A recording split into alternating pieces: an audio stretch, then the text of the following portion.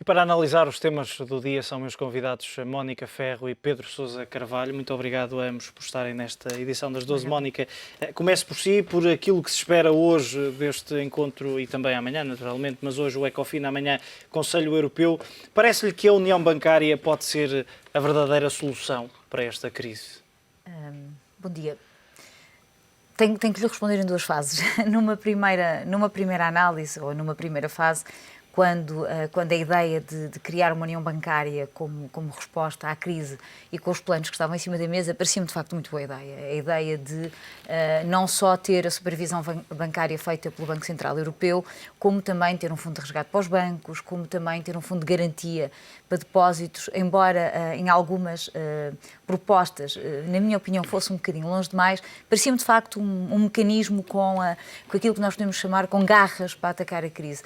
Com a proposta aguada que nós estamos a ver cada vez mais aparecer, a ideia de que sim, mas não há fundo de resgate europeu, sim, não há garantias dos depósitos europeus, parece-me que a única boa notícia que vai sair é, de facto, a ideia da supervisão europeia. Mas, de algumas notícias que eu vi a vossa há pouco, quando estava a entrar, a Suécia hoje já se começou a demarcar também de uma solução mais musculada.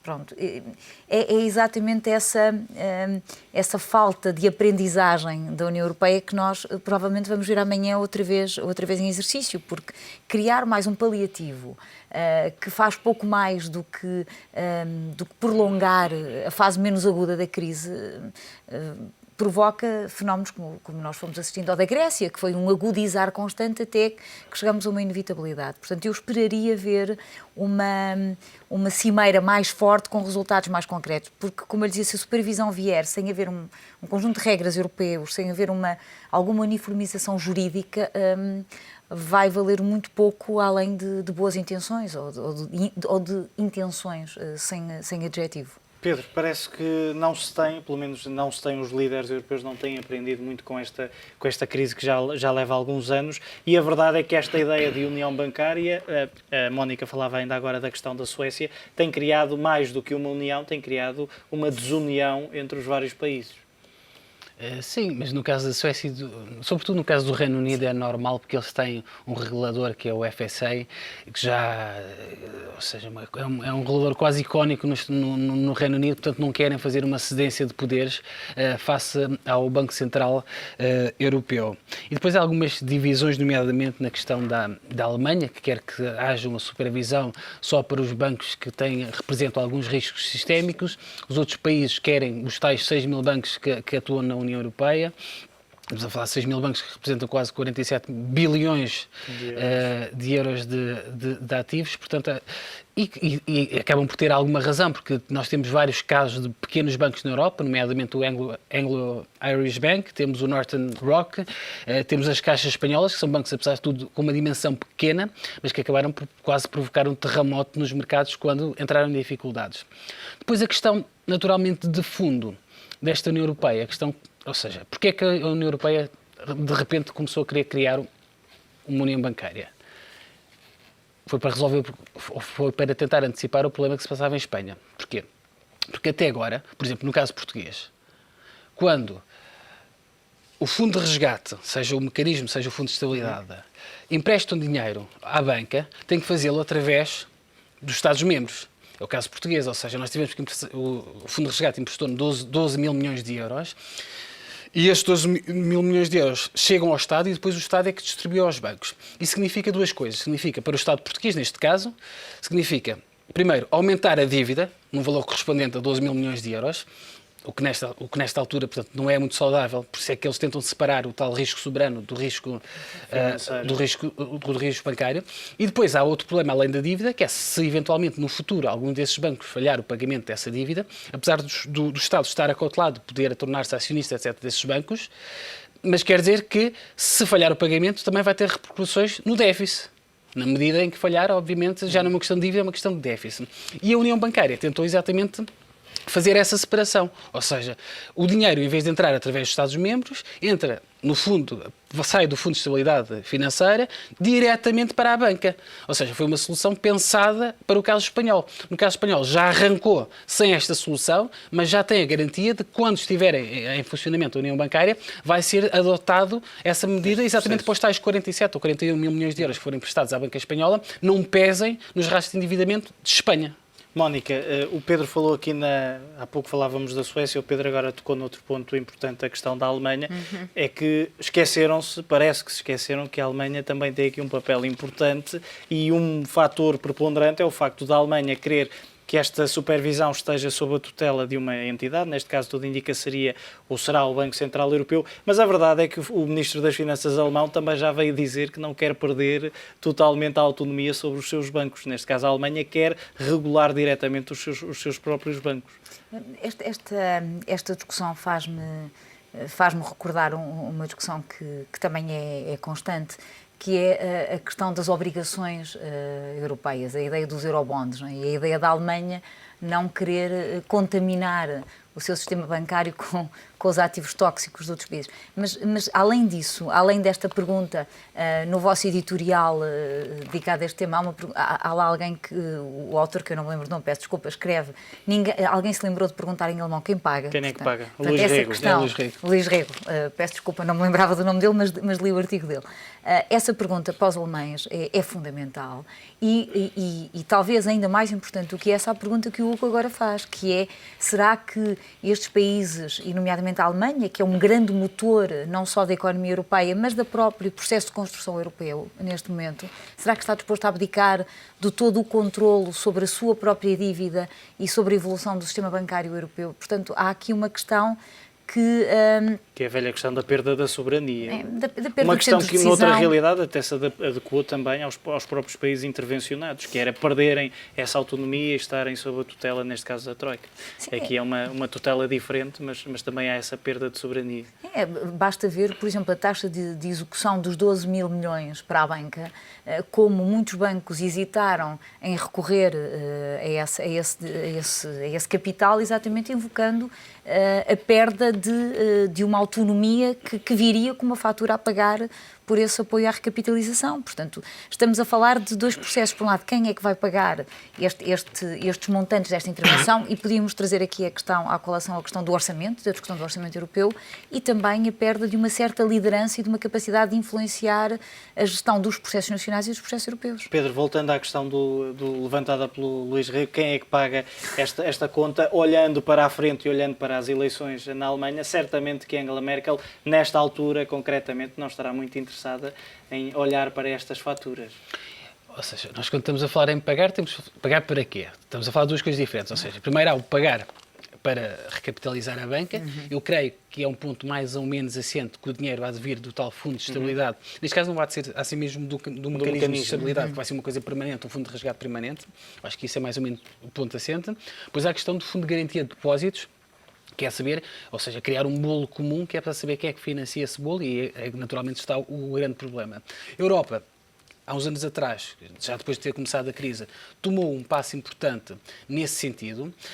Nós não nos podemos esquecer que há relativamente 2 ou 3 anos, se um banco português fosse à falência, a garantia mínima de depósitos que um aforrador tinha era diferente daquilo que tinha na Alemanha. Hoje em dia, por exemplo, está mais ou menos quase tudo uniformizado, ou seja, estamos a falar de cerca de 100 mil euros por cada titular de conta, em caso de falência de uma determinada instituição, mas isso naturalmente não impede que haja deslocalização dos aforradores de bancos nacionais em dificuldades para bancos estrangeiros.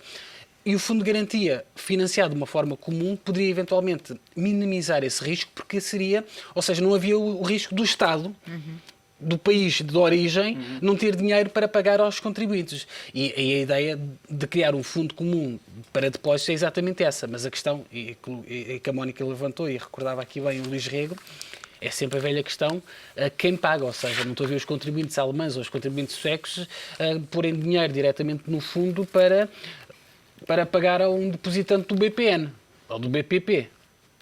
E depois há uma segunda questão, para determinar, que é a questão que a Mónica falava há pouco, é a questão da supervisão, que é uma coisa também que me parece que estamos a discutir um pouco, nós não, mas a Europa, na cimeira, não é com o fim de hoje, e na cimeira da manhã, que é a questão da supervisão, que é a supervisão, hoje em dia, já é feita pelo Banco Central Europeu. Exatamente.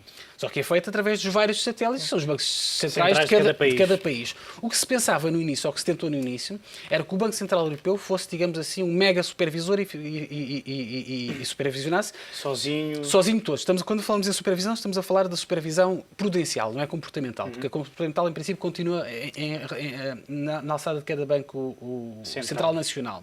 Mas a supervisão prudencial tem a ver com os rastros de capital, etc, etc. Isso é quase impossível, tecnicamente, ser feita centralizada em Frankfurt, portanto, no Banco Central Europeu. Por isso, o que eles decidiram é, vamos pôr isto nos bancos centrais europeus de cada país. Ou seja, o Banco Central de Portugal vai continuar a fiscalizar bem ou mal. No passado fiscalizou mal, mas os BPNs, os BPPs, o BCP, o BES, todo o sistema bancário vai continuar a ser vigiado ou monitorizado pelos bancos centrais de cada país. Portanto, esse recuo faz com que as coisas continuem a ser, no lado da supervisão, iguais ao que já eram.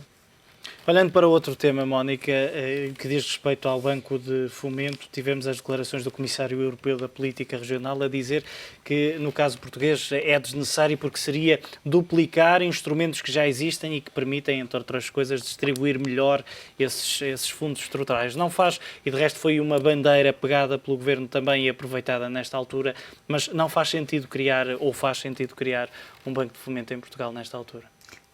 Eu creio que a ideia por detrás desta proposta, da proposta da criação de um banco de desenvolvimento, um banco de fomento, era promover uma gestão mais eficaz dos fundos comunitários e, de alguma forma, garantir eficácia e rapidez na distribuição dos mesmos.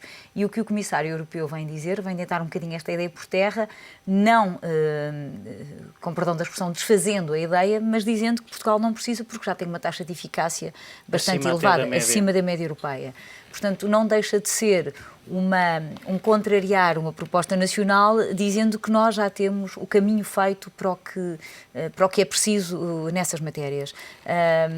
Confesso-lhe que não tenho informações mais atualizadas de qual é que é a posição do Governo em relação a esta matéria, mas, de facto, os argumentos do Comissário Europeu também me fazem algum sentido. Perante este cenário, perante uma taxa de execução que ele enumera, dizendo que Portugal consegue usar 58,4% de totalidade do quadro, quando a média europeia é de 44%, ele diz que pode continuar a ser uma opção para as autoridades nacionais, mas que, do ponto de vista da Comissão Europeia, não é uma necessidade para que se melhore aquilo que Portugal já consegue, que é a eficácia e a rapidez no desembolso desses fundos e na gestão dos fundos. Pedro, a verdade é que o porta-voz deste Comissário também levanta aqui outra questão que tem sido central para Portugal, que é o facto de poder utilizar, ou vir a utilizar esses fundos para aliviar, no fundo, as contas públicas, algo que, segundo o porta-voz, não poderá ser ou não deverá ser feito. Pois, isto não tem a ver diretamente com a questão do Banco de Fomento. Isto é uma outra questão que... Disse que tem? Não. Ou seja, eu acho tem a ver mais com a questão que é uma questão paralela que a Europa está a discutir nesta altura, é se eventualmente podemos utilizar os tais fundos europeus ou fundos estruturais para... ou seja, o grande problema que países como Portugal enfrentam nesta altura é que, com uma grande recessão e deixando os estabilizadores automáticos funcionar, nós temos um grande encargo na segurança social. E o Estado, se quiser tomar determinadas medidas mais estruturais, como a tal refundação do Estado terá que passar eventualmente muito pelas tais rescisões amigáveis. São coisas, quer uma quer outra, são coisas que custam dinheiro. E o que estava eventualmente a pensar nesta altura era usar parte desse dinheiro para ajudar a fazer as tais reformas estruturais e para ajudar eventualmente a subsidiar, por exemplo, os despedimentos. Mas é uma coisa que eu acho que muito dificilmente a Europa vai aceitar, porque por uma razão simples, que é desvirtua aquilo que é a lógica dos fundos de coesão, os fundos, ou seja, como diz o próprio nome, fundos de coesão, ou fundos para a agricultura, para a PAC, ou seja, não tem nada a ver, a lógica não tem uma coisa a ver com outra. Então eu acho que dificilmente a Europa vai aceitar essa via, apesar de, racionalmente e economicamente, se calhar faz sentido, porque nós, se calhar, a nossa prioridade nesta altura é mais a reforma do Estado que propriamente, se calhar, políticas de coesão. Faria sentido abrir uma exceção para Portugal nesta altura? Tendo em consideração os resultados, talvez fizesse. E há sempre aqui, o Comissário Europeu fala em engenharia financeira.